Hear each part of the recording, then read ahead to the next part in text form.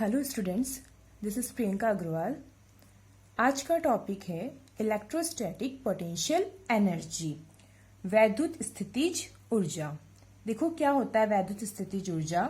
The work done in moving a charge Q from infinity to a point in the field against the electric force is called electrostatic potential energy. Electrostatic potential energy को आप इस तरीके से समझ सकते हो कि suppose आपके पास में दो या दो से अधिक कोई आवेश है, ठीक है। दो या दो से कोई अधिक आवेश है चार्जेस है, और उनको आप इंफिनिटी से किसी एक पॉइंट के पास ला रहे हो। जैसे सपोज यहां पर हमारे पास इंफिनिटी पर कोई चार्ज है Q2, ठीक है। इंफिनिटी पे कोई चार्ज है Q2 और यहां पर हमारे पास कोई चार्ज है ऑलरेडी Q1। इस Q2 चार्ज को इंफिनिटी से हम कहां लाएंगे? Q1 पे लाएंगे। तो ये वाला जो प्रोसेस होता है, जब अब देखो चार्ज हम Q2 को Q1 पे ला रहे हैं तो कोई ना कोई हमारा वर्क करना है हमको, और अगर हम वर्क कर रहे हैं तो वर्क करने से इसमें क्या होगा? एनर्जी डेवलप होगी। जो एनर्जी डेवलप होगी ये एनर्जी यहाँ पर क्या हो जाएगी? सारी संचित हो जाएगी, और ये जो संचित ऊर्जा होती है, जो इकट्ठी हुई भी ऊर्जा होती है, ये हमारी क्या कहलाती है? वैद्युत स्थितिज ऊर्जा, इलेक्ट्रोस्टैटिक पोटेंशियल एनर्जी। इसको हम किससे रिप्रेजेंट करते हैं? W से, या हम U से भी रिप्रेजेंट कर सकते हैं, और W इक्वल्स टू हो जाएगा Q into V, potential into charge. अब यहाँ पे जो आपका पोटेंशियल है, ये पोटेंशियल किसका होगा? जिस चार्ज को आप इंफिनिटी से किसी पॉइंट तक लेके आओगे उसका होगा, ठीक है। इसको हम और आगे समझेंगे अच्छे से। तो इसके अंदर हमारा सबसे फर्स्ट पॉइंट आता है potential energy of system of 2 point charges. दो आवेशों के निकाय की वैद्युत स्थितिज ऊर्जा। दो आवेशों के निकाय के लिए हम कैसे फाइंड करेंगे पोटेंशियल एनर्जी? तो देखो, let us consider Q1 is placed at A and another point charge Q2 is at infinity distance from Q1। हमारे पास यहाँ पे देखो कोई एक पॉइंट है A। इस A को हमने ऑलरेडी एक चार्ज दे दिया है। कौन सा चार्ज? Q1 चार्ज दे दिया है, ठीक है। और इंफिनिटी पर हमारा एक दूसरा चार्ज है Q2। इंफिनिटी पे क्या है? एक दूसरा चार्ज है Q2। इस Q2 चार्ज को हमको A के पास में लाना है। इट मीन्स हम समझ सकते हैं कि हमें यहां पर लेके आना है इसको। यहां हम एक और पॉइंट दे देते हैं, पॉइंट B। इस Q2 चार्ज को हमको कहां पे लेके आना है? पॉइंट B तक लेके आना है, और पॉइंट B पर वापस आ जाएगा कि हमारा Q2 चार्ज आ जाएगा। इंफिनिटी से चार्ज को कहां लेके आना है? Q2 को पॉइंट B तक लेके आना है। ये A और B के बीच की डिस्टेंस हो जाएगी हमारे पास में R12। इट मीन्स ये Q2 चार्ज हमने कहां तक लिया है? जहां तक A पर जो हमारा चार्ज है Q1 उसकी रेंज है, ठीक है। मतलब A के पास में हम Q2 चार्ज को लेके आते हैं। तो ये वाला जो प्रोसेस होता है, ठीक है, ये इसकी हमें स्थितिज ऊर्जा, पोटेंशियल एनर्जी क्या करनी है? फाइंड करनी है। तो पोटेंशियल एनर्जी हम कैसे फाइंड करेंगे इसमें? तो देखो, हमने क्या किया है, Q2 को हम लेकर आए ना B तक, तो Q2 को B तक लेकर आए हैं, तो हमारा यहाँ पर वर्क डन होगा, कुछ ना कुछ कार्य किया है उसने। कार्य क्या होगा? हमने ऊपर ही पढ़ा है, Q इंटू V। तो हम लिख सकते हैं इसको W, या हम लिख सकते हैं U, दोनों ही लिख सकते हैं। इक्वल्स टू में क्या हो जाएगा हमारे पास में? Potential into charge. It means की Q इंटू V। अब देखो यहाँ चार्ज कौन सा है? चार्ज हम कौन सा लेकर आए हैं? Q2 चार्ज लेकर आए हैं। कौन सा चार्ज लेकर आए हैं? Q2 चार्ज लेकर आए हैं। और पोटेंशियल क्या हो जाएगा? जिस चार्ज के हम पास में लेकर आए हैं, V क्या हो जाएगा? वो पोटेंशियल जिसके पास में हम चार्ज को लेके आते हैं। तो किसके पास में ला रहे हैं? Q1 के पास में ला रहे हैं। इट मीन्स यहाँ पर क्या हो जाएगा? ये V1 हो जाएगा, ठीक है। V1 को आप कैसे समझ सकते हो? जो पहले से ही चार्ज होता है, जो पहले से ही चार्ज होता है उसका पोटेंशियल। तो पहले से कौन सा चार्ज था हमारे पास? Q1 चार्ज था। तो यहाँ पर V1 क्या होगा? Q1 चार्ज का पोटेंशियल होगा। आ रही है बात समझ में? Q2 तो क्या होगा? चार्ज जिसको हमको लेके आना है, और V1 क्या हो जाएगा? जो पहले से चार्ज है उसका पोटेंशियल हो जाएगा। तो अब देखो, जो पहले से चार्ज है उसका पोटेंशियल कैसे निकालेंगे? तो जो पहले से चार्ज है उसका पोटेंशियल क्या हो जाएगा हमारे पास? हमने ये चैप्टर के स्टार्टिंग में पढ़ा है। क्या होता है हमारे पास पोटेंशियल? इसमें पोटेंशियल एनर्जी K अब चार्ज कौन सा है पहले से ही Q1, ठीक है, KQ1/R1 2 ये इनकी डिस्टेंस, ये तो हमको V1 पता है, ये है। अब अगर हमें W निकालना है तो हम क्या बोलेंगे इसके लिए, यहां पर हम लिख सकते हैं पहले V1 के लिए तो potential at B due to Q1, यहां पर आप लोग क्या बोल सकते हो इसको, potential at B due to Q1, Q1 charge के कारण B पर जो पोटेंशियल लग रहा है वो, ओके। और यहां पर हम जो फाइंड कर रहे हैं वो क्या हो जाएगा, पोटेंशियल एनर्जी एट B। अब हम क्या फाइंड कर रहे हैं, पोटेंशियल एनर्जी एट B, तो वो कितनी आ जाएगी हमारे पास, W इक्वल्स टू आ जाएगा K Q1 Q2/R1 2। आया समझ में, बहुत इजी है, K Q1 और R1 2, ये तो हमको यहीं से मिल गया, बस मल्टीप्लाई में क्या करना था हमको, Q2 करना था, और ये हमारा किसके आ जाएगा, पोटेंशियल एनर्जी आ जाएगी किस पर, पॉइंट B पर आ जाएगी। तो आई होप आपको यहां तक समझ में आया होगा। ये क्या था हमारा 2 पॉइंट चार्जेस के लिए था। अब नेक्स्ट हम क्या पढ़ेंगे, मोर देन 2। तो देखो नेक्स्ट है हमारे पास potential energy of system of n charges, या हम बोल सकते हैं मोर देन 2 चार्जेस, या हिंदी में हम इसे क्या बोलेंगे, 2 से अधिक आवेश की निकाय की वैद्युत स्थितिज ऊर्जा। 2 आवेशों की निकाय के लिए हमने पहले पढ़ा था, और अभी क्या निकालना है, 2 से अधिक के लिए। तो 2 से अधिक के लिए कैसे होगा, देखो हम सबसे पहले क्या सपोज करते हैं, जहां हमारा कोई पॉइंट है A, क्या है, कोई एक पॉइंट लिया हमने A, इस A पॉइंट को हम ऑलरेडी एक चार्ज दे रहे हैं, कौन सा, Q1 चार्ज।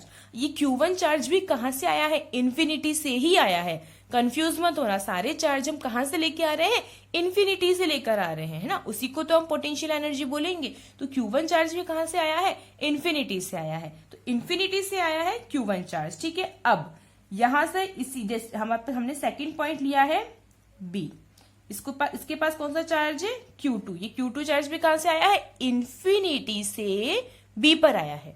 पहले चार्ज आया था इन्फिनिटी से A पर, अब चार्ज आया है इन्फिनिटी से B तक। B तक क्यों आया है, देखो B तक इसकी रेंज में आ गया, ये A की रेंज में आ गया, इनके दोनों के बीच की डिस्टेंस कितनी आ जाएगी, R1 2, ये हमने अभी पढ़ा था, ठीक है। अब हम बात कर रहे हैं 2 से अधिक, इट मीन्स हमने एक और पॉइंट ले लिया है यहाँ पर कोई C, और यहाँ पे जो चार्ज आया है Q3, ये भी कहां से आया है, इन्फिनिटी से आया है, पॉइंट C पर आया है।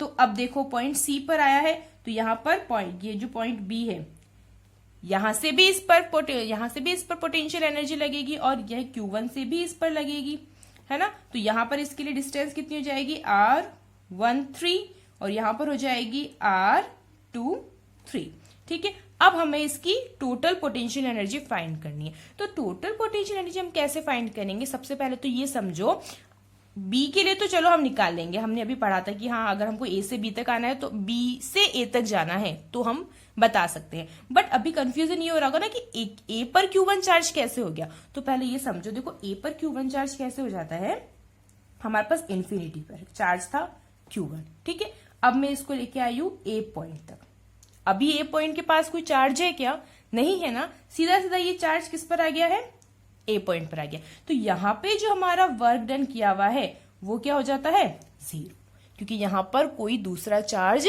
था ही नहीं, तो यहाँ पर हमारा वर्क क्या हो जाता है, 0। तो वर्क 0 हो जाता है, तो मैं सबसे पहले तो यहाँ पर W को क्या लिखती हूँ, 0, किस पर, A पर जो पॉइंट पर वर्क हुआ था वो तो क्या हो गया, हमारा 0 हो गया, ठीक है। अब हमने दोबारा क्या किया, इन्फिनिटी से लाए किस पर, Q2 को लेकर आए, यहाँ पर ऑलरेडी A तो है ही है, Q1 चार्ज तो यहाँ पर ऑलरेडी है, Q2 चार्ज और आ गया भाई, Q2 चार्ज और आ गया। तो अब देखो A और B के बीच में क्या होगा, कुछ ना कुछ फोर्स अप्लाई होगा, क्योंकि Q1 पहले से है और Q2 उसके पास जा रहा है। तो जब Q2 Q1 के पास जा रहा है तो यहाँ पर या तो अट्रैक्शन होगा या फिर रिपल्शन होगा। किस पे डिपेंड करेगा ये, कि हमारा चार्ज कौन सा है, पॉजिटिव है या नेगेटिव है, उस चीज पे डिपेंड करेगा, बट वर्क तो होगा ही होगा। और इसी तरीके से क्या होता है कि जब हमारा A और B तो है ही है, अब हम इन्फिनिटी पर किसको ला रहे हैं, यहाँ पर A भी है, B भी है, और इन्फिनिटी से हम Q3 को कहाँ पे ला रहे हैं, यहाँ पर एक और चार्ज ले आएंगे Q3। तो यहाँ पर क्या हो जाएगा, देखो ए और बी तो पहले से है ही है, अब ए और बी दोनों किस पर फोर्स लगाएंगे, सी पर फोर्स लगाएंगे। ए और बी दोनों ही किस पर फोर्स लगाएंगे, सी पर फोर्स लगाएंगे। तो ये कुछ बेसिक है जो अभी आपको समझने में हेल्प होगी। तो अब समझ में आ गया, ए पर वर्क तो कितना हो जाएगा, 0 हो जाएगा। ठीक है, अब देखते हैं बी पर हमारा क्या हो रहा है वर्क। तो देखो सपोज हम इसको बोल लेते हैं U1। ठीक है, U1 पर हमारा जो वर्क होगा हम उसको बोलते हैं W1, और ये वर्क हमारा कितना हो जाएगा, हमें पता ही है ना कि W इक्वल्स टू क्या होता है, Q2 into V1। It means Q2 क्या, जो हमारा चार्ज है, और V1 जो पहले से चार्ज है उसका पोटेंशियल। तो V1 हमको पता है क्या होता है, K Q1 अपॉन R12, और साथ में मल्टीप्लाई क्या हो जाएगा, Q2। ये हमने अभी पढ़ा था। तो ये तो हमारे पास पहले से आ गया इक्वेशन नंबर 1। ये किसके लिए वर्क डन आ गया है, Q2 के लिए। अब बात आती है पॉइंट C की। पॉइंट सी की बात आती है तो मतलब पॉइंट सी पर पॉइंट बी भी फोर्स डाल रहा है, पॉइंट ए भी फोर्स डाल रहा है, Q2 से भी फोर्स लग रहा है, Q1 से भी फोर्स लग रहा है। तो दोनों का फोर्स हमें कैलकुलेट करना पड़ेगा। दोनों का फोर्स कैलकुलेट करने के लिए हम क्या लिख सकते हैं, इसको हम पोटेंशियल एनर्जी को देते हैं U2 और वर्क हो जाएगा W2, और बोलेंगे क्या हम इसको, potential due to Q1 and Q2 into charge. Potential क्या हो जाएगा, Q1 के कारण से भी, Q2 के कारण से भी, और चार्ज क्या है Q3 से। हमको उसको क्या करना है, सीधा सा मल्टीप्लाई करना है। हम देखो यहाँ पर हमने n चार्जेस बोला है, तो हम पता है यहाँ पर एक Q4 भी ले सकते हैं। Q4 लेंगे तो क्या हो जाएगा, फिर वो Q1 से भी जाएगा, Q2 से भी जाएगा, और Q3 से भी जाएगा। तो उस पर तीनों फोर्स लगाएंगे। तो ऐसे Q4, Q5, Q6 ऐसे हम n नंबर ऑफ चार्जेस ले सकते हैं। तो अब देखो potential due to Q1 and Q2 into charges कैसे होगा हमारे पास में, सिंपल है, हमको कुछ नहीं करना, बस U2 इक्वल्स टू क्या लिखेंगे, अगर हम किस पे ले जा रहे हैं, Q2 के कारण Q3 पे ले जा रहे हैं, है ना, या Q2 के कारण Q3 पे फोर्स लग रहा है, तो हम उसको कैसे लिख सकते हैं, सीधा सीधा K Q2 Q3 अपॉन इनके बीच की डिस्टेंस कितनी है, R23। ये आ जाएगी इक्वेशन नंबर 2। एंड जो हमारा इसी पर ही सेकेंड आ जाएगा K, अब हम किस पे ले जा रहे हैं, Q1 के कारण से फोर्स ले जा रहे हैं Q3 पर, तो ये आ जाएगा K Q1 Q3 upon R13। ये आ जाएगी हमारी इक्वेशन नंबर 3। तो बिल्कुल इजी है, आप इसको अलग मेथड से भी कर सकते हो, बट ये सबसे इजी मेथड है इसका। तो ये हमने U2 और U3 निकाल दिया है, किसके लिए, पॉइंट C पर जो चार्ज है उसके लिए हमको वर्क फाइंड करना था। अब क्या निकालेंगे हम, टोटल पोटेंशियल एनर्जी। तो टोटल के लिए हमको पता है U इक्वल्स टू हम क्या करेंगे, U1 plus U2 plus U3। ठीक है, यही करेंगे ना, ओके। और इसके साथ में ही क्या हो जाएगा हमारे पास में, आप इसको U2 ना दे दो तो ताकि फिर कंफ्यूज जाओगे कि U2 यहाँ पर भी U2 यहाँ पर, तो इसको हम क्या रहने देते हैं, सिर्फ W2 रहने देते हैं ना। और ये U2 और U3 का क्या है, सम है, ये भी हम इसको मान सकते हैं। तो U1 U2 U3 हो जाएगा। U1 की वैल्यू इसमें पुट कर देते हैं। U1 की वैल्यू कितनी है हमारे पास, K Q1 Q2 upon R12।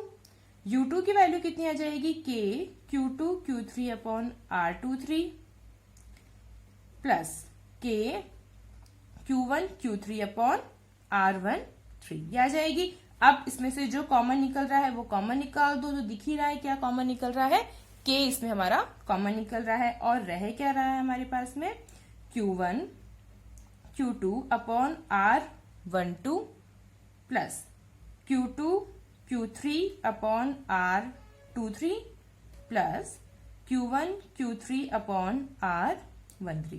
ये हमारे पास रह रहा है। तो अब इनको हम शामिल में एक साथ, लास्ट हमारा फाइनल रिजल्ट क्या हो जाएगा, तो फाइनल रिजल्ट आ जाएगा हमारे पास में U इक्वल्स टू, K तो है ही है, कॉमन है, समीशन में हम क्या लिख सकते हैं, I equals to 1 to N and J क्या हो जाएगा, क्योंकि हमारे पास दो चार्जेस है ना, एक तो जो पहले से ही मौजूद है और दूसरा जो हम लेकर आ रहे हैं। तो I जब 1 है तो J क्या होगा, मोर देन 1 होगा। तो यहां पर क्या हो जाएगा हमारे पास में QI QJ अपॉन RIJ। ये आ गया है इसका फाइनल रिजल्ट। इट मीन्स कि मोर देन 2 चार्जेस के लिए ये आ गई हमारे पास पोटेंशियल एनर्जी, या हम बोल सकते हैं n नंबर ऑफ चार्जेस के लिए क्या है, ये पोटेंशियल एनर्जी है।